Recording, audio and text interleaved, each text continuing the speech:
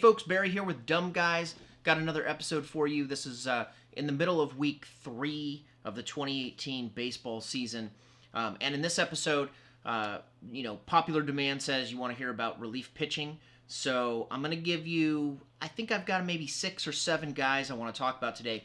And I'm going to throw one hitter in there, maybe 2, because I think these guys need to be mentioned.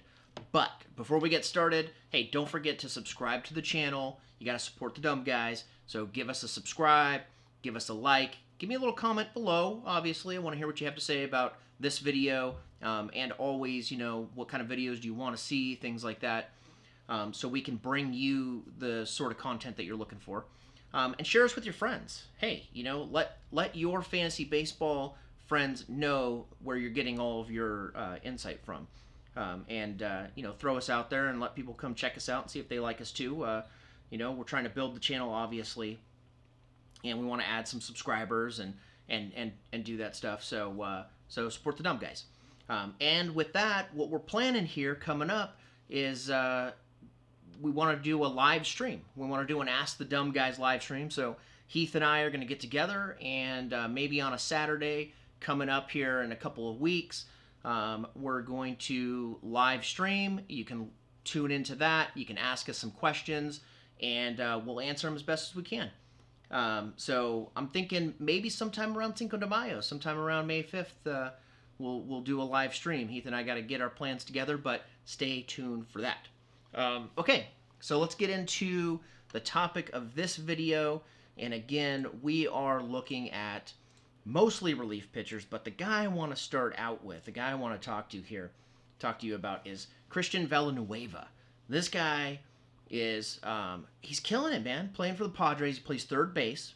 He's young. He's only 26 years old. Now, he got called up last September, October, and played in about 14 games, I think, and he just tore it up. And here we go. This season, at the start of the season, he's tearing it up again. So in only 26 major league games, he has 10 home runs. He's batting .338, and he has almost a 1,200 OPS.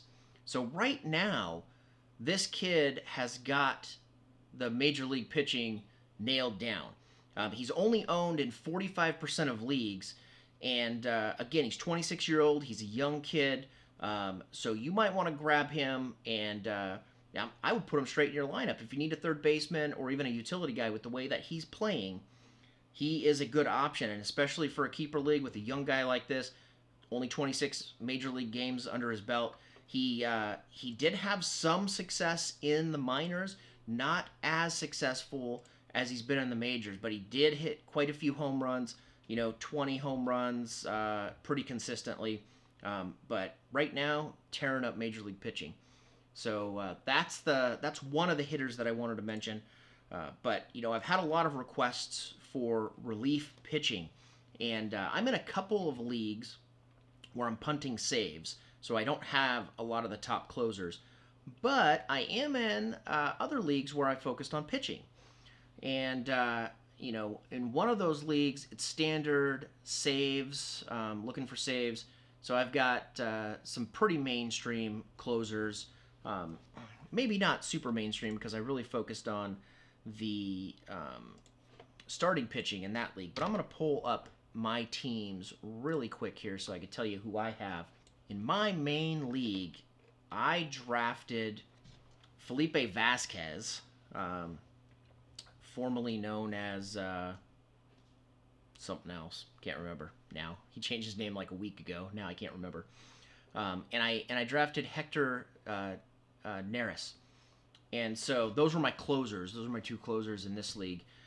But I had to put Neris on the bench because he wasn't really performing very, very well. I think in the first game of the season or very close to his first game, he came out and just got rocked. Blew a save. And he hasn't really been that great. So I picked up Keone Kela, I think that's how you pronounce his name, with Texas, and he's actually been filling in pretty nicely. He's got a 1.13 ERA, he's got 2 saves, 6 strikeouts, 2 wins as well. So adding to the stats there, he's owned in 67% of leagues. So he might still be available for you. Um, and so in another one of my leagues, we're doing a different stat, not saves, but saves plus holds. And holds isn't even an official MLB stat, but people do keep track of them, and Yahoo has it as an option in their league. So if you choose that option, you might want to start looking at some middle relievers, setup guys, stuff like that. And I'll tell you right now who I got on my team in those positions. So Archie Bradley, he's a good option. He's only owned in 59% of leagues. Brad Boxberger, I think he's closing for those guys. So I picked him up actually off of waivers, and he's been pretty decent. Andrew Miller, another good option, but he's owned in 80% of leagues, so you'll be lucky if you can get a hold of him. Brad Hand, these guys, he's owned in 95% of leagues, and he's been doing pretty good. But what's been good is San Diego's bullpen. Been pretty decent. And I had a couple of guys that I had put on my list here, and I was trying to decide. I didn't want to add too many guys from the same team. So I only picked, I think I only picked one of them. But let's just get going. I'll start talking about these guys here. So the next guy on my list, the pitcher that I want to talk about, relief pitcher, this guy is owned in 47% of leagues, and that's Adam Ottavino. I don't know how to pronounce his name, Ottavino. He's 32 years old. He's no spry chicken, but 22 strikeouts in just 10 and 2/3 innings, a .4 ERA, .28 WHIP, 3 wins, 3 holds. Now, you don't typically talk about Colorado pitchers being guys you want to pick up in fantasy, but right now, he's not doing too bad. Now, he's not going to compete against Wade Davis at the moment for the closure job. Wade Davis is actually off to a pretty good start as well. But again, if holds is a category that your league has, he might be a good option. I know that's not a very common stat category, but like I said, we're doing it in one of my leagues, so maybe you are. But that WHIP and ERA is pretty nice too. The 3 wins, I mean, dude, anytime you get a win from a reliever, that is a huge bonus. If wins is one of your stat categories, and then he's striking out freaking 2 an inning so far, so that's pretty nice as well. Now he's old, he's not going to be for keeper leagues, things like that, but I do have some younger guys on here to talk about. Next guy in my list is Josh Hader, and he's been looking pretty good this season as well. He is on Milwaukee. He's owned in 64% of leagues. He's 24 years old, so he's pretty young. He also has 22 strikeouts in just 9 and 2/3 innings, 1.86 ERA, .52 WHIP. He's got a save and 4 holds, and he is by far, I think, the Brewers' best relief pitcher, and he may eventually fall into the closer role. So that is a guy you might want to keep your eyes on, and you may want to swoop him up now before it happens, because by the end of the year, this guy's probably going to be their closer. Speculating right there, but he's looking pretty good so far. Okay, next guy on my list is Victorrano, and this guy is a relief pitcher for the Phillies. And you heard me talk about Neris earlier, Hector Neris not being super great. Well, Victorrano has been excellent. He's been perfect, actually, through 7 1/3 innings this season with 9 strikeouts.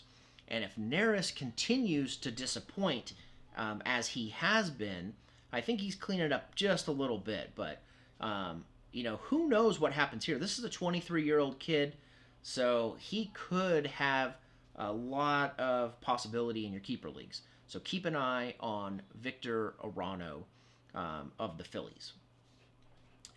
And some other guys I was looking at, I wasn't really sold on this guy, Robert Selman. He's a relief pitcher for the Mets, I believe, and he's been good this year. 108 ERA, 108 WHIP. He's got 3 holds, I believe, and 14 strikeouts in 8.1 innings. And the reason I wanted to bring him up is because he's young as well. He's 24 years old. He has been in the majors for a couple of years. He was a starting pitcher the last couple of years. He was pretty successful at the end of 2016. 2017 was not very good as a starting pitcher. That's probably why they moved him to the bullpen. And who knows? Maybe that's the place where he needs to be to succeed. And I think there was something about his stats that I wanted to point out. I didn't write it on my paper here. And it was probably something to do with his strikeouts. Yeah, 15 strikeouts per 9. He's only pitched in 8 innings, but he's got those 14 strikeouts. So that looks pretty good. And he's got a win as well. So that's a guy to keep your eyes on. And Familia is their closer, the Mets closer. And he's been actually pretty good. But he hasn't always been the most reliable. So you never know there as well. He might be a guy that might take up an opportunity to step into a closer role if Familia fails. But you never know what's going to happen there. Still, low ERA, low WHIP. This guy's only owned in 10% of leagues. And who knows what his future is going to be at 24 years old. Might be a guy to keep your eyes on. And the last guy I wanted to talk about is Jed Lowrie. Now, this guy is 34 years old, and so he's no newbie. And in fact, today is his birthday. You're going to be seeing this video tomorrow, but today, April 17th, is Jed Lowrie's birthday. He turned 34 today. So, not a young guy, but right now he's batting .343. He's got a .960 OPS, 17 ribbies. I think he's tied for the league lead. 24 hits, tied for the league lead. He's got 4 home runs. Right now, he's putting up some offensive numbers. And we talked about him early on in spring training as a potential to, offer you some value on your team. And because last year he hit 15 home runs and slugged, or he had an OPS of 808, which isn't too bad. He's off to a pretty good start, though. 4 home runs through 17 games. A lot of RBIs, a lot of hits. So keep an eye on him. He probably isn't going to maintain that through the entire season, but he is an option to kind of slot in there. And he is plays second base, I think, mainly. Let's see what his eligibility is in Yahoo. He might have multi-position. No, he's second base only. But only 63% owned, so if you need to fill in your second base slot, he could be a good option for the time being. So, there it is. What do you think about my list? You like some of those relievers? I didn't go into the mainstream closers. You guys all know who they are, so you don't need to know about those guys. But these guys are people to kind of take a look at. So let me know what you think. Put your comments down below. Give me a like. Subscribe to the channel. Share this video and our channel with your friends. This is my daughter, Lily. Say hi. Hi. Okay, let me wrap this up. And again, let us know what you think about doing a live stream. Do you guys want to ask the dumb guys questions about fantasy baseball via a live stream? Hold on, let me know. You need to say something? Okay, what do you want to say?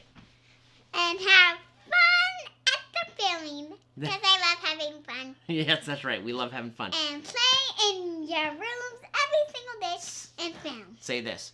Say, stay dumb. Stay dumb. Dumb guys.